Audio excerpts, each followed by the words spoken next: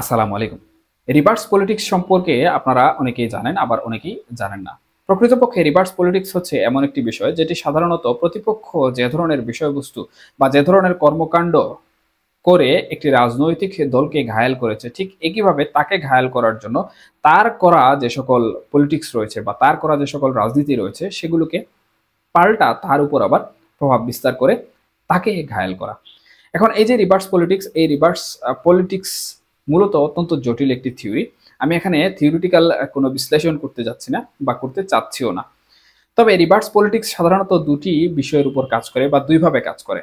প্রথম যে বিষয়টি সেটি হচ্ছে প্রতিপক্ষ যেভাবে অন্য একটি রাজনৈতিক দল বা রাজনৈতিক সংগঠনকে ঘায়েল করেছে, ঠিক একইভাবে তাকে তার বিষয়গুলো কাজে লাগিয়ে ঘায়েল করা। এবং দ্বিতীয়ত যে বিষয়টি রয়েছে সেটি হচ্ছে এমন একটা কিছু করা যা প্রতিপক্ষ কোনোভাবেই আশা করে না, এবং তাদের আশার বাইরে বা তাদেরকে অন্যদিকে মোটিভেট করে বা তাদের দৃষ্টি যেদিকে থাকার কথা সেদিকে না রেখে বা সেদিকে রেখে এমন একটা চমৎপ্রদ কিছু একটা ঘটানো যেটির মাধ্যমে প্রতিপক্ষ সহজে ঘায়েল হয়ে যায়।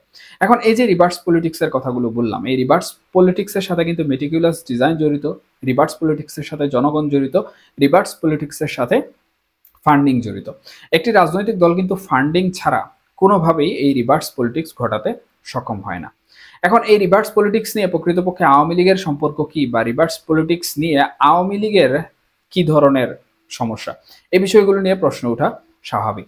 এখন এই প্রশ্নগুলো উঠার পেছনে যে প্রশ্নগুলো রয়েছে সেটি হচ্ছে প্রকৃতপক্ষে আওয়ামী লীগ কোনো ধরনের মেটিকুলাস ডিজাইন করছে কিনা, শেখ হাসিনা কোনো ধরনের মাস্টার মাইন্ড বা শেখ হাসিনা কোনো ধরনের মাস্টার প্ল্যান গঠন করছেন কিনা, শেখ হাসিনা পুনরায় বাংলাদেশের প্রধানমন্ত্রী হয়ে ফিরে আসতে পারবেন কিনা, অথবা বাংলাদেশ আওয়ামী লীগ প্রকৃতপক্ষে কি করতে চলেছে। এখন প্রথম যে বিষয়টি সেটি হচ্ছে মেটিকুলাস ডিজাইন। আমি প্রথমে বলেছি যে রিভার্স পলিটিক্সের একটি গুরুত্বপূর্ণ অংশ হচ্ছে এই মেটিকুলাস ডিজাইন, এবং এই মেটিকুলাস ডিজাইন গঠন করার জন্য বা এই মেটিকুলাস ডিজাইন করার জন্য জনগণ যেমন প্রয়োজন তেমনি ফান্ডিংও প্রয়োজন, এছাড়া একটি বলিষ্ঠ নেতৃত্ব কিন্তু প্রয়োজন। তাহলে শেখ হাসিনা বর্তমানে মেটিকুলাস কোনো ডিজাইন করছেন কিনা অথবা কোনো মাস্টার প্ল্যান করছেন কিনা?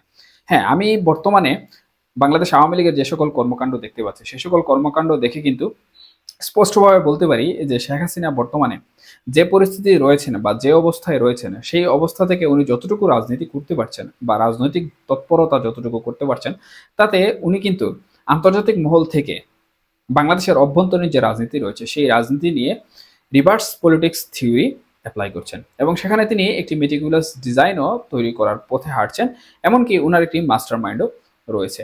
এখন বলতে পারেন তাহলে কিভাবে? দেখুন, বাংলাদেশ আওয়ামী লীগ কিন্তু 5ই আগস্টের পরবর্তীতে যে অবস্থায় ছিল এবং বর্তমানে যে অবস্থায় রয়েছে এই বিষয়গুলো কিন্তু আপনারা সবাই জানেন, এখানে নতুন করে বলার কিছু নেই। তাও বিশ্লেষণের সুবিধার্থে অনেক কথা না বলা লাগলেও কিন্তু বলতে হয়। এখানে আওয়ামী লীগ 5ই আগস্ট পরবর্তীতে বা তাদের পতনের পরে কিন্তু মাঠে ঘাটে কোথাও বের হতে পারেনি, এমনকি একটি ঝটিকা মিছিলও বের করতে পারেনি। আমরা এটি সবাই দেখেছি। এবং তারা যখনই একটি কর্মসূচি ঘোষণা করেছিল এর পরবর্তীতে কিন্তু তাদের উপর দমন নিপীড়ন শুরু হয়, নামে বেনামে বিভিন্ন ধরনের মামলা দেওয়া হয়, হয়রানি করা হয়। যদিও বাংলাদেশের ইতিহাসে এ ধরনের মামলা মোকদ্দমা দেয়া খুবই স্বাভাবিক একটি বিষয়। আমরা বিগত আওয়ামী লীগ সরকারের আমলে দেখেছি বিএনপি কিংবা জামাতের যারা ছিলেন তাদেরকে বিভিন্ন ধরনের মামলা মোকদ্দমা দেওয়া হয়েছে। তবে বর্তমানে আওয়ামী লীগের সাথে যে বিষয়টি ঘটছে সেগুলো কিন্তু সেই আমলের থেকে অত্যন্ত বেশি। আমরা এখন দেখতে পাচ্ছি যে প্রথমে আওয়ামী লীগ মিছিল করতে না পারলেও, কোনো কর্মসূচি করতে না পারলেও, এখন কিন্তু অঘোষিতভাবে সারা দেশে আওয়ামী লীগ বিভিন্ন ধরনের মিছিল করছে, এবং তাদের মিছিলের যে পরিমাণ বা মিছিলের যে সংখ্যা সেটি কিন্তু দিন দিন বেড়েই চলছে। সুতরাং এখানে বলা যায় যে এটি একটি নিখুঁত ছক করে সাজানো একটি পরিকল্পনা।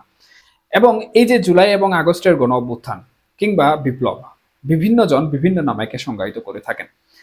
এই যে আন্দোলন সংগঠিত হয়েছিল এই আন্দোলনের দিকে যদি আমরা লক্ষ্যপাত করি তাহলে দেখতে পাই তারা কিন্তু কখনোই একদিনে আন্দোলনকে সফল করেনি, বা একদিনে কিন্তু এক দফা যেটি ছিল সেটি কিন্তু তারা কোনোভাবেই দেয়নি।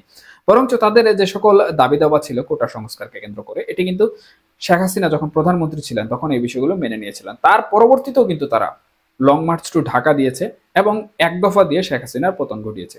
এখানে আমি ক্রেডিট এককভাবে শুধুমাত্র ছাত্রদের উপর দিব না, বরঞ্চ এখানে বিভিন্ন রাজনৈতিক দলও সম্পৃক্ত রয়েছেন, বিশেষ করে বিএনপি এবং জামাত, যারা বিভিন্নভাবে আওয়ামী লীগ কর্তৃক নির্যাতিত এবং নিপীড়িত হয়েছেন। এবং সব থেকে গুরুত্বপূর্ণ যে বিষয়টি সেটি হচ্ছে বিএনপি কিন্তু ক্ষমতায় যাওয়ার জন্য অনেকটাই মরিয়া হয়েছিল। তারা কিন্তু বিগত শেখ হাসিনার আমলে বা আওয়ামী লীগ সরকারের আমলে ব্যাপক আন্দোলন সংগ্রাম করেছে, কিন্তু তারা কোনোভাবে সফল হতে পারেনি। সুতরাং এটি তাদের জন্য একটি প্লাস পয়েন্ট ছিল। এবং হ্যাঁ, তারা এখানে জনবল যোগান দিয়েছে, তারা এখানে বিভিন্নভাবে অর্থকরী যোগান দিয়েছে। এবং অর্থকরীর যে বিষয়টি রয়েছে সেটিও কিন্তু রিভার্স পলিটিক্স কিংবা মেটিকুলাস ডিজাইনের একটি অংশ।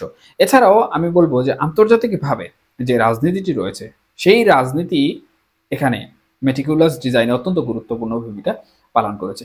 ইতিমধ্যে কিন্তু প্রফেসর মোহাম্মদ ইউনুস, যিনি এখন অন্তর্বর্তীকালীন সরকারের প্রধান উপদেষ্টা হিসেবে দায়িত্ব পালন করছেন, উনার ক্ষমতায় আসার জন্য বা এই যে আন্দোলন সংগঠিত করার জন্য কিন্তু ইউএসআইডি থেকে বা মার্কিন বিভিন্ন সংস্থা থেকে কিন্তু এনজিও থেকে বেশ কিছু ফান্ডিং করা হয়েছিল।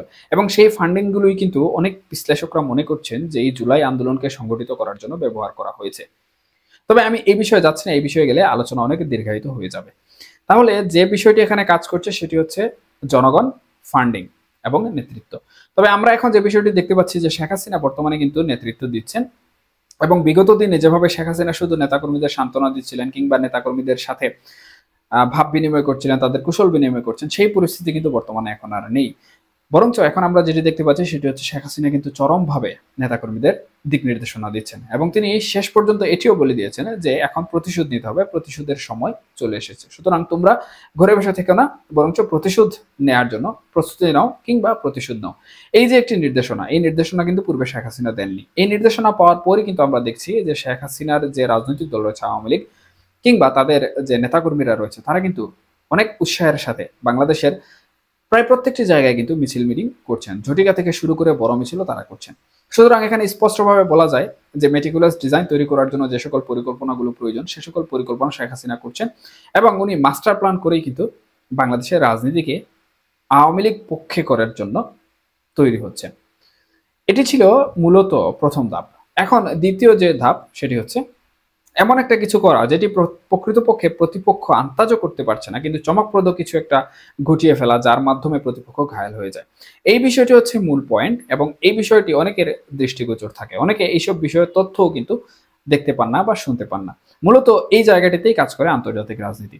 শেখ হাসিনার যেরকম কূটনৈতিক সম্পর্ক রয়েছে, শেখ হাসিনার দীর্ঘদিন ক্ষমতায় থাকা অবস্থায় ওনার সাথে বেশ ঢালাওভাবে কিন্তু অন্য যে সকল কূটনৈতিক বিশ্লেষকরা রয়েছেন, ভারত, আমেরিকা, রাশিয়া সহ অন্যান্য দেশ, তাদের সাথে কিন্তু একটু সখ্যতা গড়ে হয়েছে। এবং সেই সখ্যতার মাধ্যমে কিন্তু শেখ হাসিনা বর্তমানে আমরা দেখতে পাচ্ছি যে আন্তর্জাতিক আদালতগুলো থেকে শুরু করে মানবাধিকার সংস্থা এবং বিশ্বের মধ্যে যারা এই সকল কোর্ট কাছারি নিয়ে কাজ করেন তাদের নিয়ে কিন্তু একটি লবিং তদবির শুরু করেছেন, এবং এর ফলাফলগুলো কিন্তু অচিরে আসা শুরু করবে। এখন অন্তর্বর্তীকালীন সরকার প্রকৃতপক্ষে এই বিষয়ে দৃষ্টি দিচ্ছে, আমি মনে করব দৃষ্টি দিচ্ছে, তবে তারা পুরোপুরি দৃষ্টি দিতে পারছে না। পুরোপুরি দৃষ্টি দিতে পারছে না, এর পিছনে কারণটি হচ্ছে এই যে রিভার্স পলিটিক্সের প্রথম ফর্মুলা, অর্থাৎ এই যে জনগণ, ফান্ডিং এবং মিছিল মিটিং, এগুলাকে আওয়ামী লীগ চালিয়ে যাচ্ছে। এই বিষয়গুলো অন্তর্বর্তীকালীন সরকারের নজরে আসছে, এবং অন্তর্বর্তীকালীন সরকার কিন্তু আমরা দেখেছি যে আইনানুগভাবে বিভিন্ন ধরনের পদক্ষেপ গ্রহণ করছে। কিন্তু দৃষ্টির বাইরে আন্তর্জাতিক রাজনীতির এই রিভার্স পলিটিক্সটা কিন্তু অনেকভাবেই দৃষ্টিগোচর হয়ে যাচ্ছে।